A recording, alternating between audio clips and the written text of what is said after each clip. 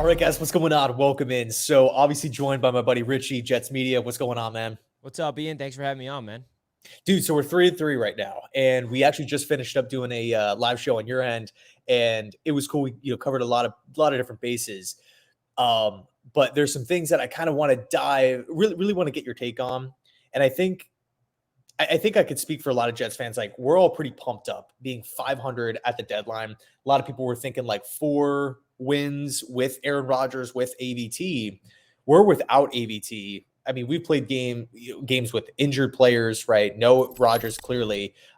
DJ Reed, Sauce Gardner missed the last one, had some O-line shakeups, and we're 3-3, right? Zach Wilson seems to be ascending again. I feel like I can speak for a lot of people. Like, we're loving life right now. This is such a great place to be in.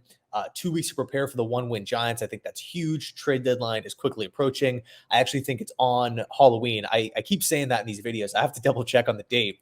So it could be like a sweet position for Joe Douglas to all of a sudden become a buyer at the deadline if we're looking at 4-3. But I don't want to get too far ahead of myself here.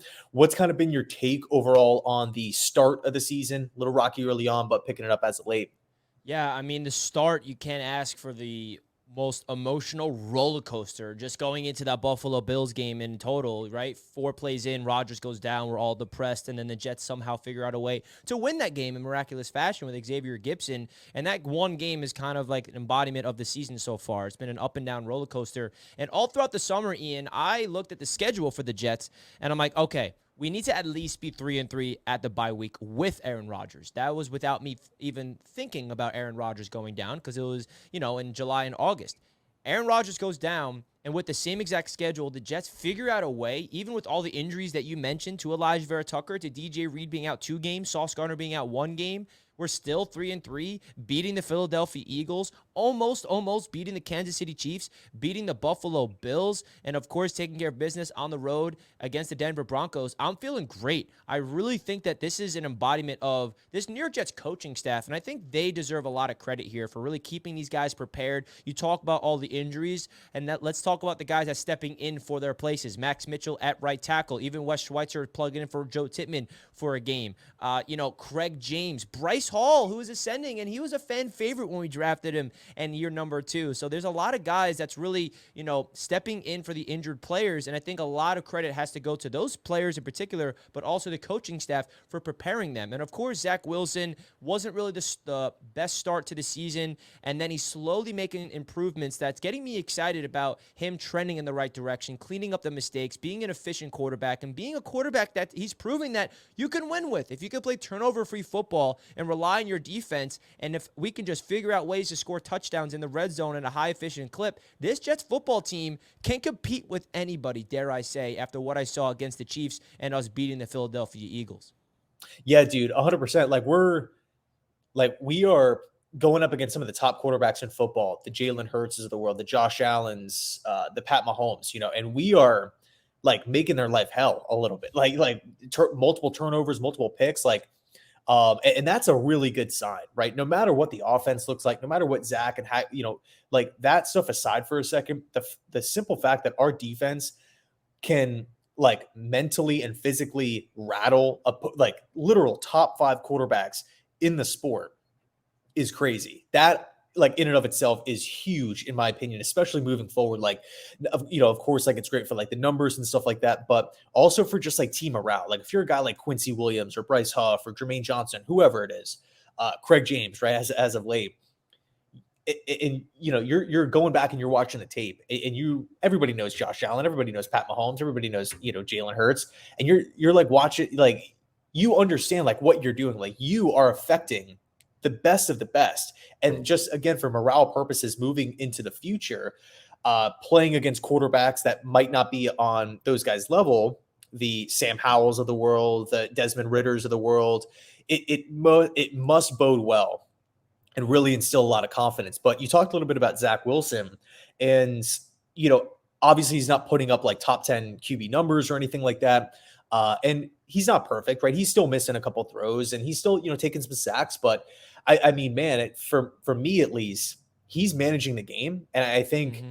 when I think back to maybe the first 2 seasons, or even the first 3 weeks of the season, a lot of Jets fans were saying, like, man, can Zach Wilson just hit the easy throws? Can he complete a screen pass? Can he not throw multiple INTs in the game? Can he just hold it down? Can he just be good enough to where the defense and Brees Hall and Garrett Wilson and Alan Lazard, the playmakers, can win you the football game? I think that's what we're seeing so far. And, I know people use game manager almost as like a negative, like there's a negative connotation with that term, but in my opinion, it's just like I think it's more so just like fact of the matter. Like, hey, you're a quarterback on a really good football team.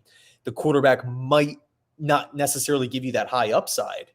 So we don't really need you to go out and do too much for us to win. Can you just manage and hold down the game? And I think that's what we're seeing from Zach Wilson. I know we lost against the Chiefs game, or sorry, against the Chiefs. But, once again, it was another game where he wasn't throwing, like making critical mistakes with the football or anything like that. But we've seen I've seen Zach take steps in the right direction. What do you make of Zach with Hackett? Their kind of connection moving forward. To me, it seems like it's getting better, but what's your opinion on it? Yeah, and I think there needs to be some context that needs to be brought up when talking about Nathaniel Hackett and Zach Wilson. It's not really an excuse, but it's kind of just the reality of the situation that the entire New York Jets offensive coaching staff put themselves in. Well, they didn't put themselves in this. The reality is, Ian, the entire offensive game plan was catered around Aaron Rodgers, right? Off-season OTAs, training camp was all about installing Aaron Rodgers' cadence, getting everybody on the same page, the ability for Rodgers to go to the line of scrimmage and having 5 different plays in his head that he can check to based on what the defense is showing. Well, when Rodgers went down, all of a sudden the Jets coaching staff are like, wow, we need to adjust on the fly. Right now, there's no time to prepare. There's no time to develop and cater Zach Wilson. So the Jets have to basically throw away the game plan with Aaron Rodgers and create one for Zach Wilson. I think that's why we saw Zach struggle in the first 3 weeks and why we're seeing some improvement in these last 3 weeks, because the Jets coaching staff are slowly figuring out what works for Zach, what doesn't work for Zach. And I also love that Zach said in a press conference, like, I don't want to be babied. Like, throw it all at me. I don't want the Jets coaching staff to just, simplify it just because I'm the quarterback. Whatever they feel comfortable doing, I have confidence in myself that I can execute it. So I think that's something that we need to add in terms of the coaching staff having to adjust to Zach Wilson. And I think when you talk about Zach Wilson as a quarterback, I love his off-the-field maturity. I think that has been translating to his on-the-field success. I think you look at his tendencies to, backwards pedal and not really have good pocket awareness in his first 2 seasons as a Jets quarterback and not being able to make the easy throws. I think we're seeing that, right? He's eliminating bad quarterback play. And you got to do that before you can make any steps in the right direction, right? He is making the easy throws. He is looking like a quarterback that has good timing. He's utilizing his athleticism to his strength. He hasn't been perfect. You look at the stats, it's like this is an average, below average quarterback, but he is really making some strides. And my favorite part about his stride, Ian, is definitely his ability to read a defense and understand what's going on, right? Whether it's the throw he had to Tyler Conklin late in the game against the Denver Broncos, where he saw a coverage that the Denver Broncos were showing. He checks to a new play. He looks to his left, doesn't like what he sees, shuffles to his right, fires a missile with great footwork and accuracy to Tyler Conklin, and he brings up, another 20 yards after the catch. Those are the small plays that I look at. Is Zach understanding what the defense is showing? Can he check to a new play? Because that's what made Aaron Rodgers great. And we're seeing those little things because his mental was always the issue with me. His physical talent was never the issue. It was always, can he figure it out? Can he have that confidence? Can he figure out that lower half fundamentals? And then, of course, that shoulders up. Can he read a defense and kind of like exploit the weakness? And we're seeing that a little bit. There was a play against the Eagles where it was a run play. He checks to a pass because he noticed it was a cover 1 single high look, and he wanted to give Garrett Wilson an opportunity to have a quick slant over the middle. That was that play when Garrett Wilson went up and had that crazy high point catch. And those are the little things that gives me excited. It's not the flashy stuff, but that's the foundation that needs to be created in order for Zach Wilson to continue to make those steps in the right direction. And that's what he's shown so far. Yeah, dude. Like, one thing that we've been saying, throughout the weeks, it's like you can't, like, this is the NFL. Like, this is, professional football. Players are getting paid millions of dollars. Coaches are getting paid millions of dollars. There's a lot riding on these games. You don't go from 2 bad seasons, still a young quarterback, but 2 bad seasons, and have like your entire world get rocked with, thinking that you're not even going to play for the entire season, to being forced in 4 plays in, and boom, it's your team again. And we also kind of have the team rallied around Mike White a year ago. And it must have stung for Zach to kind of see that, and I think what we're seeing in like how he's handled himself. I personally, I think after that week 3 game against the Patriots, that was like a defining moment this season for Zach, because you just played 2/3 like clunkers of games, right? Multiple turnovers, what have you. Um, we now have to play the Chiefs. Everybody is talking about Kirk Cousins. Everybody is talking about, including myself, potentially adding another quarterback. Who's it going to be? Who's it going to be? The Jets should have been, interested in quarterbacks via trade or free agency, like literally the day after that Bills game. It felt like Zach Wilson had the weight of the world on his shoulders, and he's playing the Chiefs on prime time. And he goes out there and he handles himself like in a great fashion throughout the week. And, he shows up on Sunday and rolls out a really, really good performance. I think that instilled a lot of confidence in not only just him, but the team and even the coaches. So you make a great point about that. So the hope is, can we continue to grow? Right. I'm not necessarily, it might not even be on a weekly basis. Right.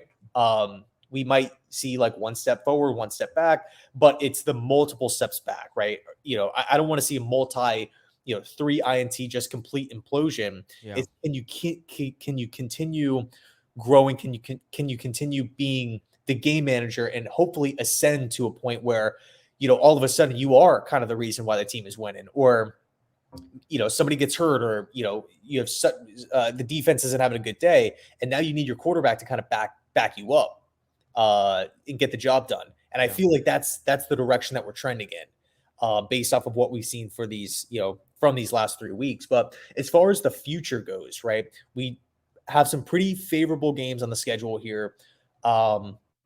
Personally, I feel like New England is kind of a different team at this point in time. Again, we talked about Atlanta, Washington, like just our defense is going up against those quarterbacks I feel good about. Is playoffs a real thing to you? Is that a pipe dream? Are you kind of having, like, of course, after the Eagle win, everybody's riding high, but realistically speaking, what do you think it's going to take?